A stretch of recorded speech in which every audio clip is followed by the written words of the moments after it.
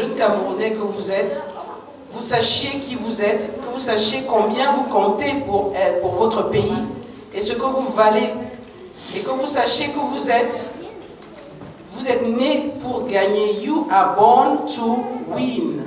Et en regardant les films, vous allez apprendre les belles choses qu'on raconte sur vous, les films qu'on fait sur vous.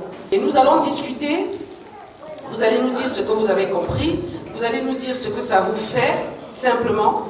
Et puis un jour, aussi, on voudrait susciter en vous l'envie d'écrire sur vous-même. Nous allons écrire des petits films merveilleux sur vous-même. Chacun va raconter des choses merveilleuses qui lui arrivent. Et un jour, nous allons projeter vos films dans cette salle. Alors nous allons regarder les films des autres. Et n'hésitez pas à poser des questions. Nous sommes là pour ça, Tata Léontine et moi. Nous allons vous permettre donc de comprendre ces films-là. Le Tunisien a accepté de vous envoyer son film qui s'appelle Les souliers de l'Aïd. Et le Camerounais Gilbert Babena a accepté de vous envoyer son film Les oreilles. On va regarder ça.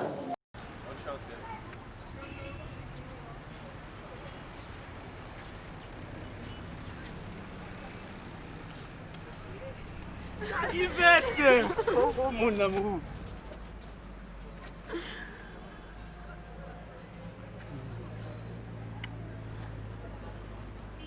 Si tu étais un enfant qu'on m'avait confié, je te jure que je t'aurais déjà ramené chez tes parents. Avec tes oreilles comme pour ton père. Où est mon vrai père? Hé hé! Dieu donné a grandi. Il veut connaître l'homme qui a été dans mon entrejambe. Si tu es sorcier, hein, sache que tu vas pas me manger. Je te le dis. Malheureux. Allez, hors de ma vue! Bâtard!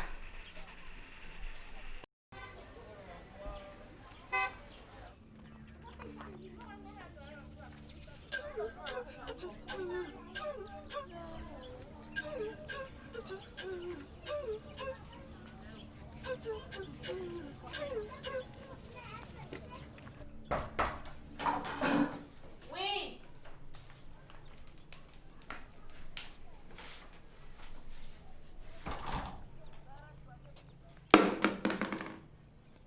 Dites-moi que je rêve. C'est Charles et Somba, comptable. Brigitte? Tu te souviens de moi? Qui est? Brigitte Moutouka, gérante du snack bar Le Vin. Nom de Dieu, le monde est petit. Aujourd'hui, un enfant vient me demander un câlin et se met à saigner du nez. Moi, je le raccompagne chez lui et je découvre que cet enfant, c'est le tien. Cet enfant, c'est aussi le tien. Comment ça, le mien? Le petit s'est mis à saigner du nez. Moi, je l'ai juste ramené. Bon, ça m'a fait plaisir de raccompagner ton fils et de te revoir. Mais là, je dois partir. Comment ça t'en aller? Tu vas l'abandonner pour une seconde fois? Abandonner qui? Mais ton fils, mon Dieu! Je dis, hein, ce n'est pas toi qui couchais avec moi il y a 10 ans avant de disparaître?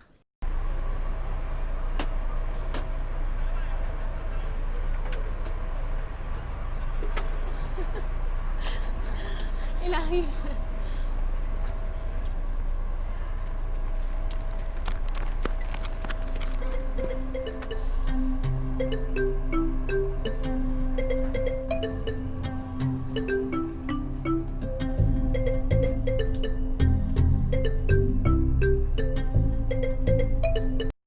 Bonjour à tous. Ce film parle d'un enfant qui est abandonné en chez son père.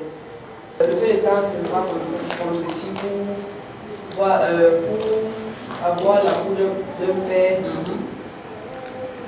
a finalement fait en sorte que, par sa persévérance, il a pu trouver ce père. Merci, merci, c'est bien. Even though the child was a bit stubborn, it's because the father was not always there, so he never learned how to learn to see his parents, and he was also a type. So that's why he was always like stealing and all of that. Thank you very much. C'est que le papa du petit frère a fait. Il ne savait pas qu'il avait un enfant, mais dès qu'il a su que c'était dans son enfant, il a pris la responsabilité dans le meurtre. Donc j'ai vraiment aimé ce qu'il a fait. Donc c'est un encouragement à tous les garçons. Même si vous savez que vous avez un enfant, prenez la responsabilité de l'enfant et ça ira vraiment mieux.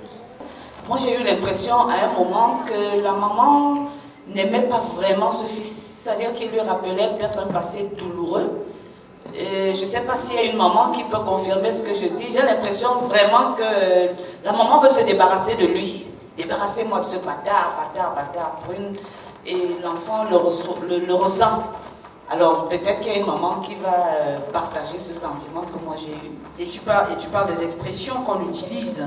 Voilà, qui peuvent marquer un enfant bâtard. Alors quand l'expression bâtard, qui sonne quand même comme une insulte, sort de la bouche même de la mère, il y a de quoi s'interroger. C'est très fort. Parce qu'on se sera attendu à ce que ce soit quelqu'un du dehors qui appelle cet enfant bâtard. Mais quand c'est la maman elle-même, vraiment, je pense que cette maman a beaucoup de rancœur et de rancune. Et à chaque fois qu'elle regarde ce petit garçon, ça lui rappelle son échec. Donc il faudrait que les mamans évitent souvent on appelle stigmatiser. Ça, c'est une expression qui est très employée. Il ne faut pas stigmatiser les enfants en utilisant des mots forts. Donc on se retrouve dans cette situation où on rappelle aux mamans d'éviter de balancer des mots méchants parce qu'on peut créer des traumatismes sur nos propres enfants. Et le lendemain, heureusement que celui-ci a été sauvé par l'arrivée de son père. Pour aller dans votre sens, effectivement, l'amour est au-dessus de tout. Nous l'avons vu dans ce court-métrage, parce que l'enfant, on voit bien que sa maman avait des moyens. Dans la rue, certains pensaient qu'il avait besoin d'argent, à manger. Tous les hommes qu'il a eu à accoster dans la rue, l'un c'était pour de l'argent, l'autre qui mangeait son bout de pain. On comprend qu'au-delà de cet argent et de la nourriture, l'enfant avait un réel besoin d'amour. Et c'est cet amour qu'il a reçu à travers son papa qu'il a retrouvé et la fiancée de son papa. Les deux l'ont accueilli et on voit le tout premier sourire de l'enfant, c'est dans le bus. Super. Papa retrouvé s'appelait Gabriel Fomeyer. Il est décédé, mais c'était l'un des meilleurs acteurs camerounais. Il a joué dans le film Claire ou l'enfant d'amour et beaucoup d'autres. Et dans celui-ci aussi, vous avez vu, c'était un acteur magistral. Et nous avons l'actrice que vous avez appelée la fiancée, Tatiana Matip. Elle a été très magistrale dans Innocente de Franck Léa Mallet qui va passer, qui est en train de faire les festivals et qui est passé sur Canal+, Canal+ Afrique il y a quelques jours. Qu'est-ce que ça t'a fait? Parce que j'ai entendu pendant que le film passait, il y avait des gens qui riaient, il y avait des gens... Est-ce que c'est un film triste? Est-ce que c'est un film joyeux? À quel moment vous le trouvez triste et à quel moment vous le trouvez joyeux? Qu'est-ce que toi tu as ressenti? Je trouve ce film triste parce que ces enfants étaient rejetés par la mère et par d'autres qui étaient comme les hommes l'appelaient mendiants. Et ça, c'est triste pour cet enfant. Et qu'est-ce que toi, si tu peux demander à certains parents qui ont ce genre d'enfant, qu'est-ce qu'on attend? Qu'est-ce qu'un enfant comme celui-là attend plutôt des parents pour ne pas être triste? Parce que vous pouvez nous donner des leçons aussi. Il attend l'amour de ses parents. Comment un parent montre son amour à un enfant? Quelqu'un d'autre peut prendre la parole. Bonjour. Bonjour. À tous. Un parent montre son amour à un enfant en vivant avec ses deux parents, en le traitant bien, en l'encourageant et Vraiment, c'est l'émotion. Nous comprenons tout simplement ce qu'elle a voulu dire, c'est que l'enfant s'épanouit mieux lorsqu'il vit avec ses deux parents, n'est-ce pas? C'est oui. Voilà, c'est ce qu'elle a voulu dire. Et puis, Marie-Claire, moi, je m'interroge. L'enfant qui saigne du lait, lorsqu'il a retrouvé son père, c'est quand même un choc émotionnel. Je crois que c'est quoi? C'est l'instinct qui libère c'est cette émotion qui se transforme je sais pas, c'est-à-dire c'est un choc émotionnel pour lui et ça prouve vraiment le lien de sang qu'il y a entre le père et le fils. Dans un film, on peut raconter tout. C'est-à-dire que ça ne veut pas dire que chaque fois qu'un enfant retrouve son père, il a le nez qui va couler. Mais le réalisateur veut nous montrer que le choc, comme tu le dis, le choc psychologique est fort. Cet enfant a vécu toute sa vie dans l'attente de quelque chose. Et je crois que c'est ça qui lui a créé le choc psychologique qui a fait donc qu'il ait la saignée, l'hémorragie nasale. Voilà. Donc, on revient sur l'histoire de l'amour. Soyez amour complètement. Et c'est ce que ce film va vous montrer. Et ça ne vous coûte rien du tout. D'accord? C'est ce que ce film veut montrer. C'est un appel que Gilbert veut nous faire. Arrêtons de ne penser qu'à nous-mêmes. Pensons aussi à d'autres. Ok? Est-ce qu'il y a d'autres... Oui, il y a une maman qui veut dire quelque chose après la jeune. Après, on va passer au second film. Bonjour. J'ai été vraiment touchée par le comportement de la deuxième maman. Elle n'a pas regardé l'intérêt matériel. Elle a eu une attention particulière. Elle a vu les gestes de l'enfant. Elle a lu que l'enfant avait besoin de telles choses. Et elle a pris cet enfant. Alors que la maman de l'enfant n'avait pas le temps de l'enfant. Elle n'avait pas le temps de constater que son enfant aimait faire des dessins. Et chaque fois quand il dessinait, il était content, il était épanoui. Elle n'avait pas ce temps-là. Elle avait seulement le temps de chercher une autre personne avec qui elle devait vivre. Elle n'a pas eu le temps de regarder les qualités de son enfant. J'encourage les mamans, moi-même, de regarder les qualités de nos enfants. Nos enfants ont des potentiels que nous n'arrivons pas souvent à regarder. Nous négligeons, on pense à autre chose. Alors qu'avec ça, on peut pousser nos enfants à aller plus loin. Je veux toujours encourager les mamans de ne pas seulement aimer ses propres enfants. L'enfant n'est pas seulement l'enfant du géniteur. Je prends toujours l'exemple de la deuxième maman. Elle a aimé le papa et l'enfant. Alors que la première maman, elle n'avait pas le temps. Vraiment, merci pour le réalisateur. C'était une très courte histoire, mais ça m'a beaucoup touchée. Une histoire forte. Oui, toujours l'amour. Léontine, je voulais faire une remarque. Est-ce que quelqu'un peut nous dire quel était le nom de cet enfant?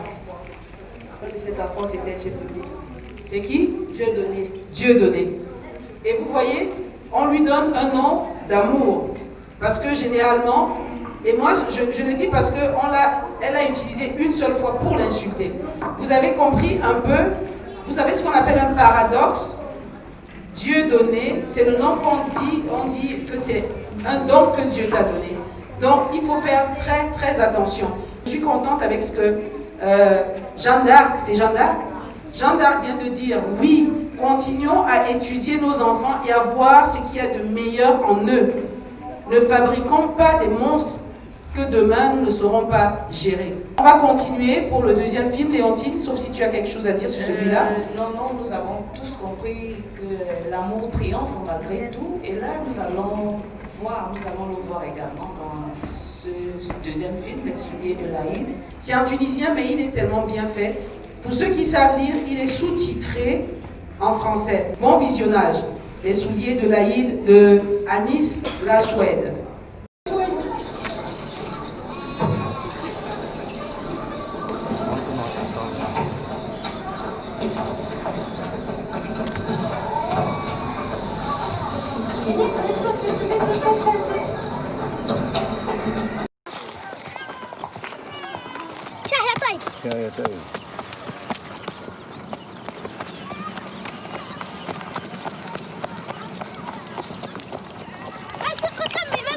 بسم الله الرحمن الرحيم.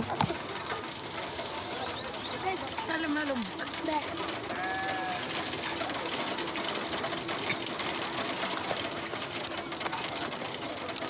فلوس المسرة باهية. لا عادي عم صاير.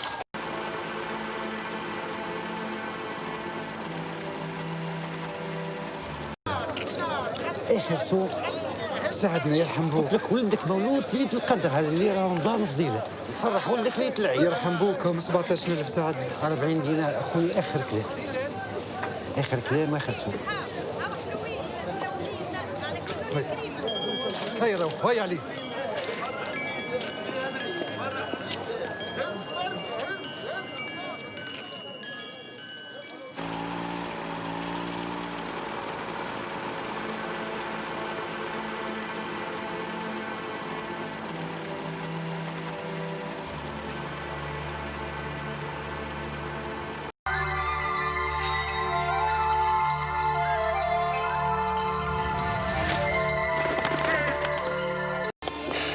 غدر غالي لا لا والله ما نعرف ايش بابا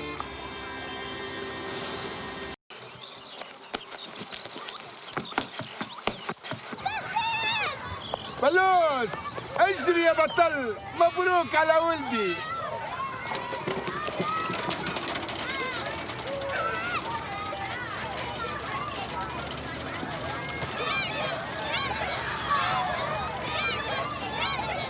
Vous voyez, c'est important de rester assis.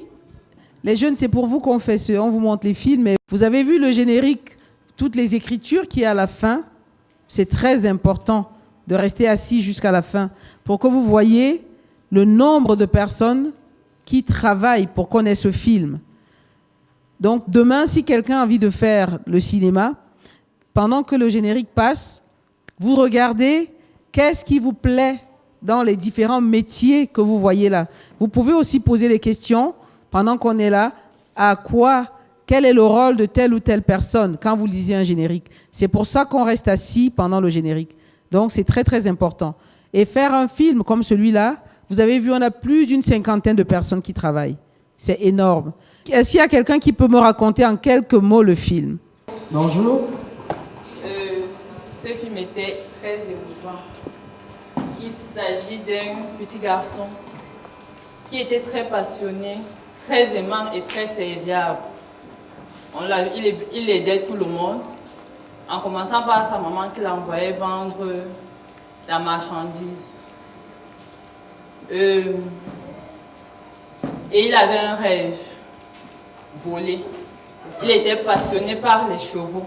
Les problèmes ont commencé lorsque il a vu une paire de chaussures. Il se disait, dès qu'il aura la paire de chaussures, il aura atteint ses objectifs. Il aura réalisé son rêve. Et ses parents n'avaient pas d'argent pour lui offrir cette paire de chaussures-là. Sa vie a basculé parce que nous l'avons vu, il a changé. Il avait l'habitude de courir, il ne courait plus. Il ne voulait même plus manger parce qu'il voulait ses chaussures à tout prix.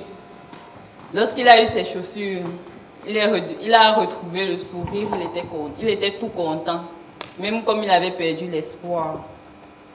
De ce film, je retiens que dans la vie, il ne faut pas abandonner ses rêves. Merci. Je voudrais que vous réagissiez parce que le film était en tunisien. Il était peut-être clair, mais il faut l'avoir compris. Oui, merci. Nous avons vraiment apprécié ce film tunisien. Et ce que nous avons compris aussi, c'est l'interpellation des parents par rapport au dialogue avec les enfants. Le papa n'avait certes pas les moyens, mais il a exprimé cela à l'enfant avec brutalité. Ce qui fait que l'enfant n'a pas compris que son papa n'avait pas les moyens. Ce d'autant plus que cet enfant était le plus dévoué de la famille parce qu'il aidait sa maman à la vente des feuilles de briques. Et avec cet argent, on pouvait aussi aller au-delà et lui faire plaisir. Parce que c'est un enfant qui se sacrifie pour les autres, qui vraiment fait le don de soi pour sa famille et pour la communauté même du village. Il avait un ami qui était un handicapé, ce qui montre que c'est un enfant qui aimait les gens. Donc ses parents, sa maman, celle l'a compris, elle voulait lui offrir la chaussure, mais le papa était très braqué. Donc s'il lui avait expliqué ça d'une autre façon, peut-être l'enfant aurait compris que ses parents n'avaient pas assez de moyens, mais la façon de rejeter son souhait l'a braqué lui-même et tout de suite, il a viré en comportement et il ne mangeait plus, il n'était plus joyeux. Ce qui fait que vraiment le message, c'est-à-dire la communication entre les parents et les enfants est importante. Les enfants doivent savoir que quand ils sont nombreux, si l'un d'eux a besoin de quelque chose, on peut le lui donner et une autre fois, ça pourrait être lui. Dans la vie, il faut souvent savoir tenir à ses rêves et à ses ambitions et on y parvient. Merci pour tenir à ses rêves. Mais je vais demander à Léontine, est-ce qu'il a vraiment eu ses chaussures? Bon, alors là, je ne voudrais pas briser le rêve. Parce que là, nous sommes vraiment dans un rêve. Et je vais d'abord parler de quelque chose qui m'a marqué en tant que parent. Parce que parfois, les enfants développent une véritable obsession pour quelque chose. Et vous enferment dans cette obsession, vous, en tant que parent. Je vais raconter une petite anecdote. Il y a environ 15 ans de cela, il y a un de mes enfants qui m'avait demandé un ordinateur. À l'époque, ça coûtait très cher pour la fête de Noël. Alors, j'étais prise au piège. Je me dis, mais un ordinateur, mon Dieu, mais tu ne peux pas avoir des désirs simples comme tous les autres enfants. C'était un ordinateur. Je veux dire, à l'époque, ça coûtait quand même une somme assez consistante. Alors, j'ai retourné la question dans tous les sens. Ma conscience me disait, mais non, mais tout le monde attend quand même son cadeau. Alors, si je consacre tous les revenus de la famille pour acheter un ordinateur à un seul enfant, franchement, ce ne sera pas équitable. Mais rassurez-vous, l'enfant a eu son ordinateur. Et c'est un peu ce que nous vivons avec Nader. Il faut croire à ses rêves. Je crois que le Père Noël, même comme nous sommes chez les musulmans, enfin, disons, le film, c'est la fête du Ramadan et tout, oui, de l'Aïd, l'enfant a fini par avoir ses chaussures ailées. Alors moi, je reviens à cette obsession qu'un enfant peut développer dans une famille aux revenus modestes, parce que nous voyons bien 40 dinars, ça représentait énormément pour ce papa. Vous voyez le regard désespéré du père. La mère, bon, je ne sais pas trop sur quoi la mère compte, parce qu'elle dit tu peux lui offrir, mais elle-même, au fond d'elle-même, elle sait que c'est pas pratique, c'est pas réaliste. Mais ils ont eu confiance, et la main du bon Dieu, comme je le dis, est passée par là, à travers le mendiant. Donc, quelque part, l'enfant avait ce désir, il a fini par réaliser son rêve. Nous, parents, faisons confiance à Dieu. Moi, franchement, c'est tout ce que je puis dire pour l'instant. C'est un film qui a gagné tellement de prix à travers le monde. Moi, je l'ai déjà vu 6 fois.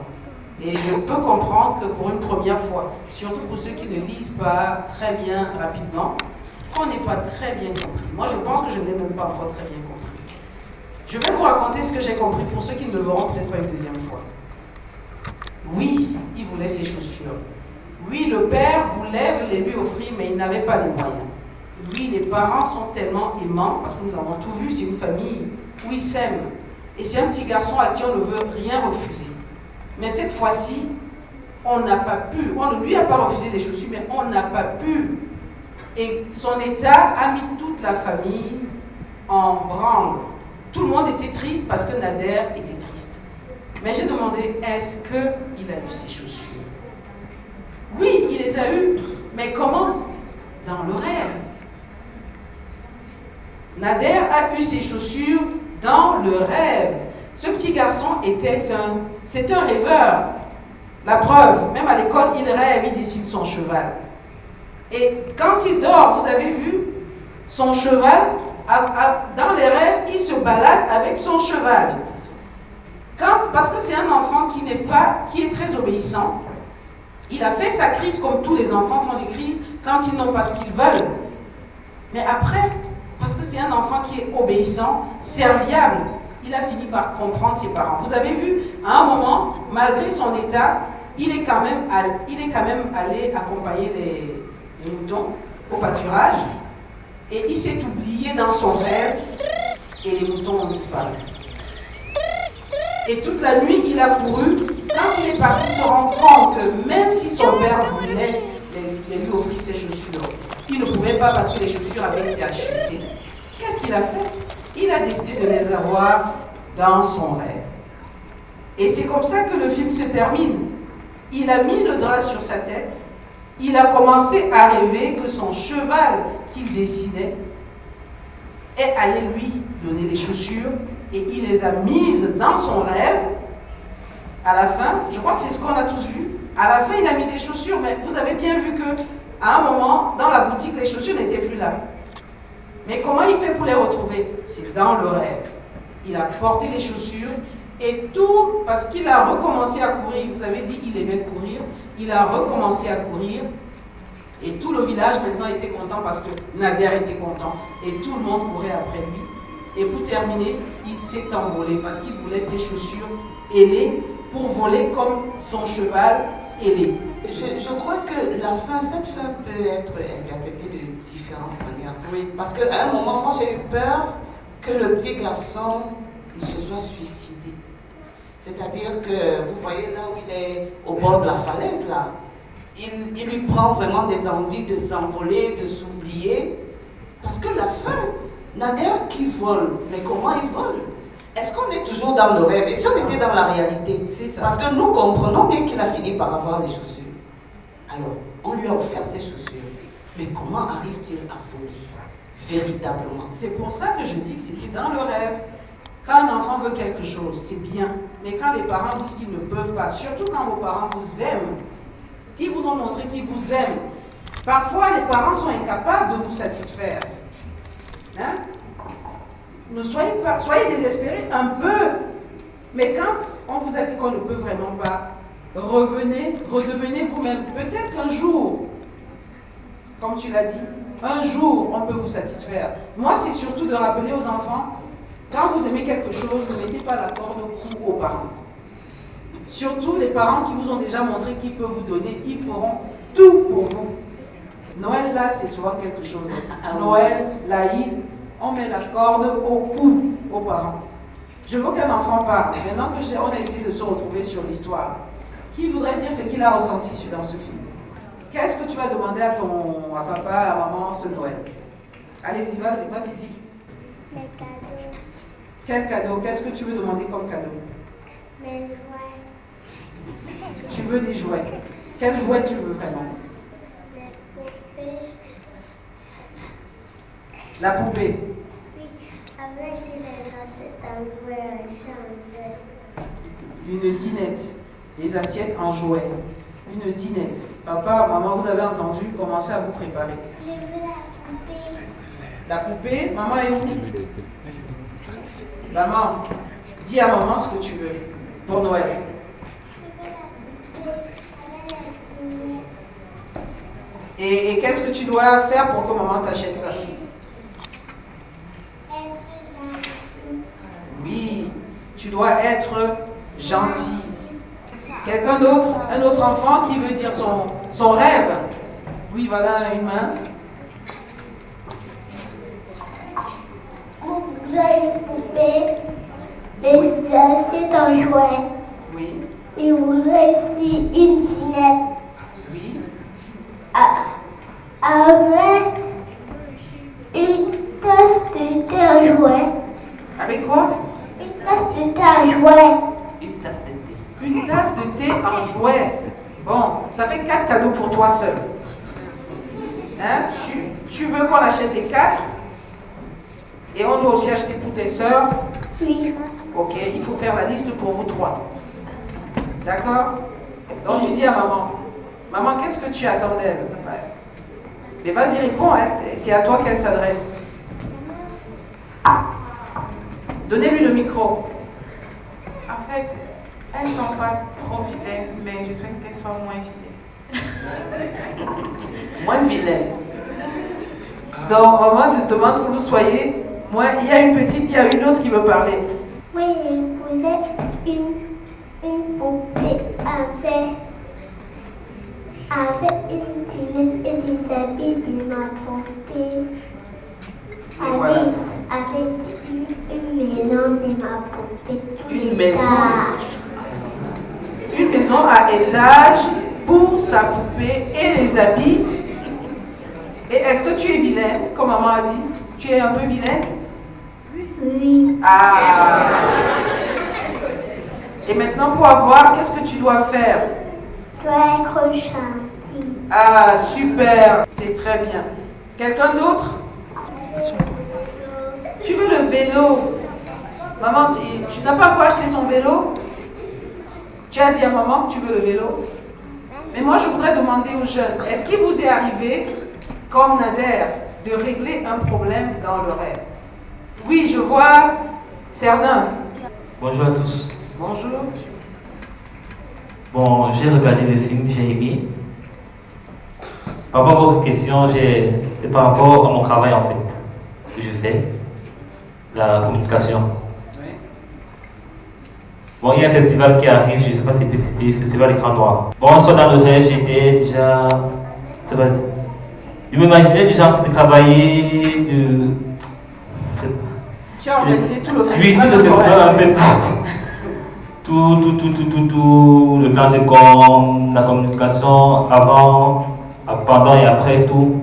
Le matin, je me lève, et je dis, ah, bon, putain, que c'est pas ça l'octobre.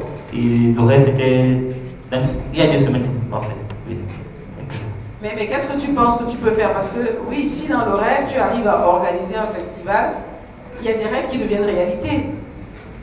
Qu'est-ce que tu penses que tu vas faire à la suite de ça? Donc j'ai déjà contacté l'équipe du festival. Bon, on a que d'arranger les choses. Mais voilà, comme quoi, à partir du rêve, on peut faire beaucoup de choses. Mais c'est très bien. Il faut donc continuer. Là, le rêve vous a permis de commencer ce que vous voulez faire. Quelqu'un d'autre?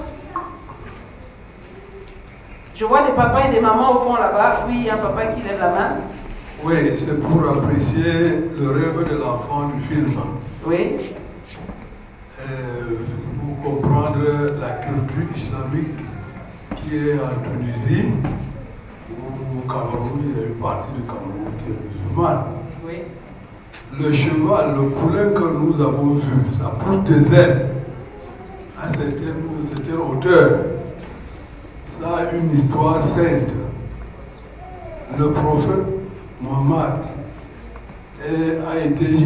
Dieu l'a envoyé l'archange Gabriel et le poulain qu'on appelle Bourassa.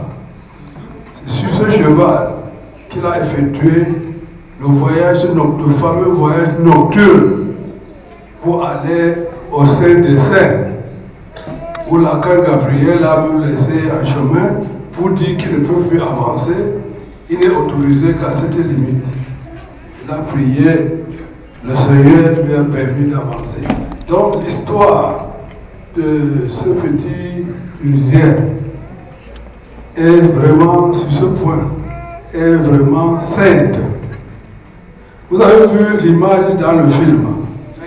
Le muezzin appelle la prière à une certaine hauteur, au minaret. Donc, vous avez aussi vu comment l'enfant, à pied, a gravi les collines pour atteindre la hauteur la plus élevée du village.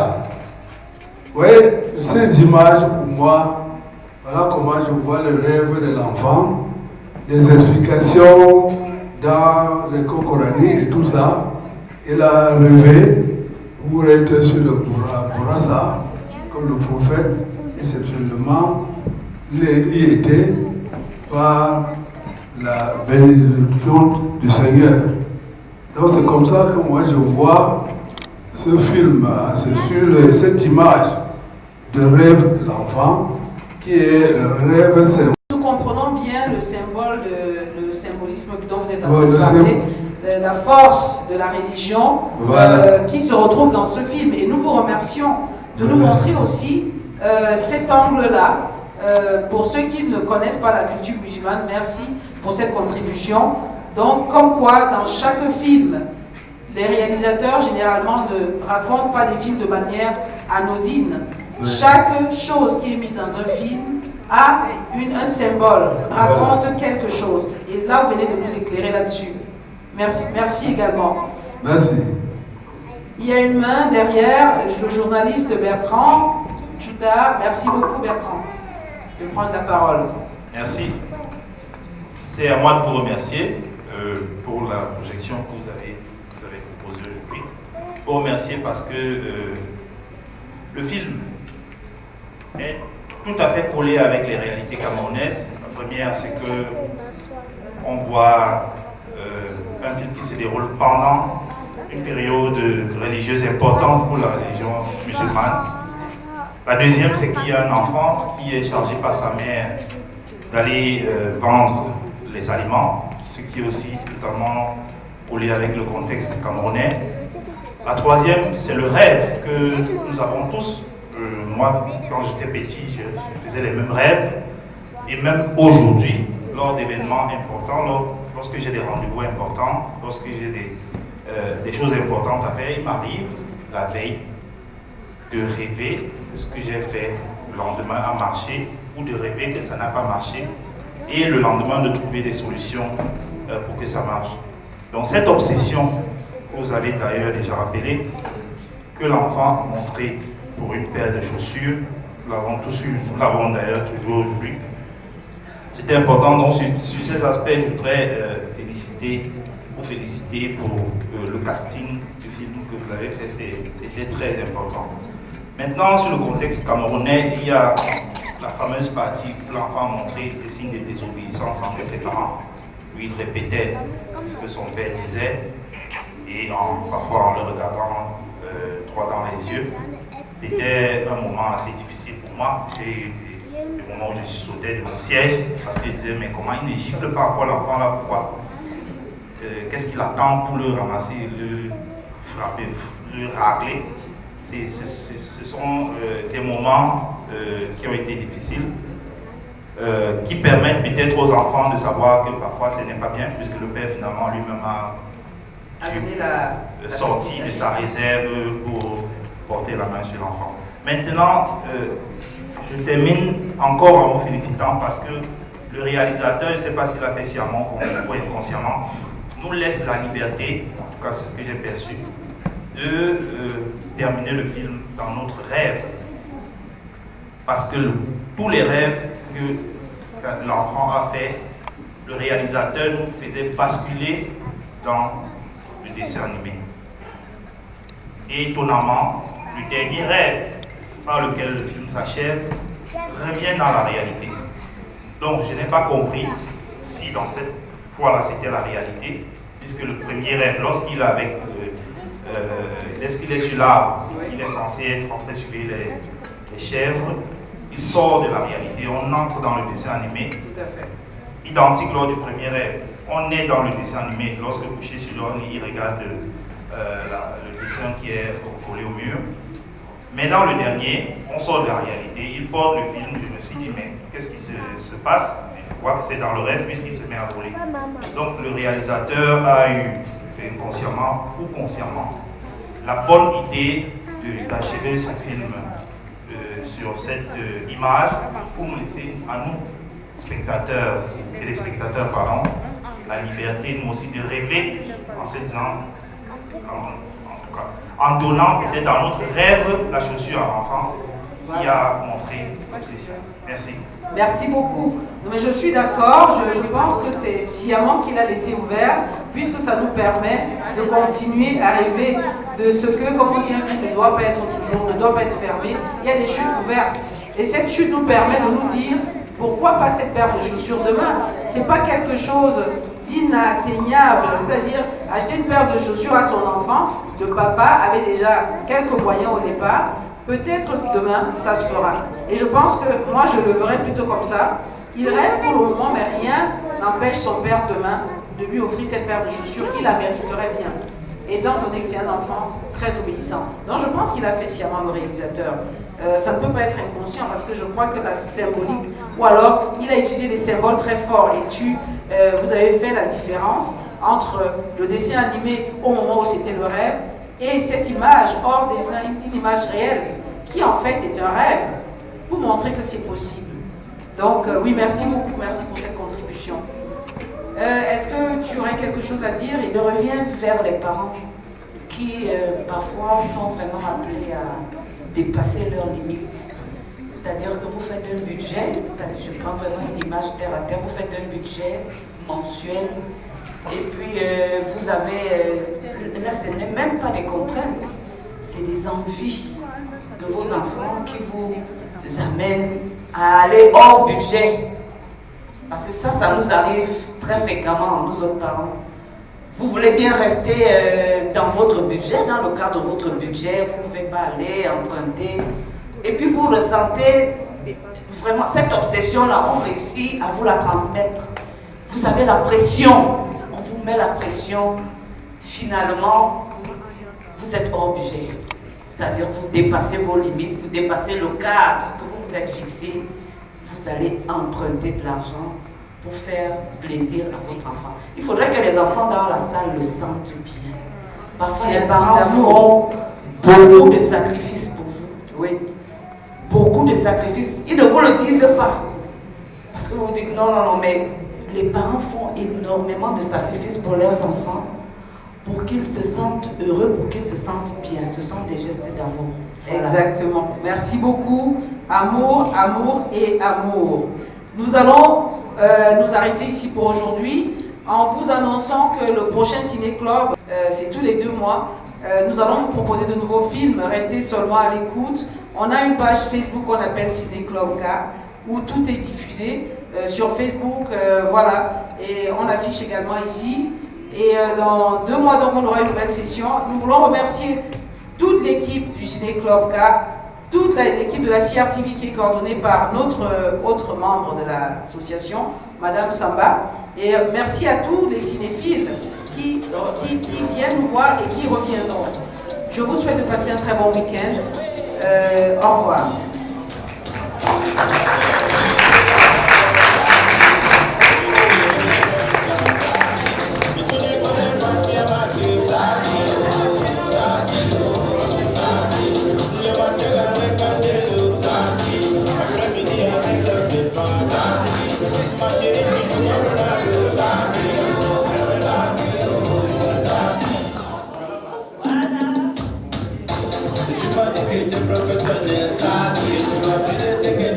Professor,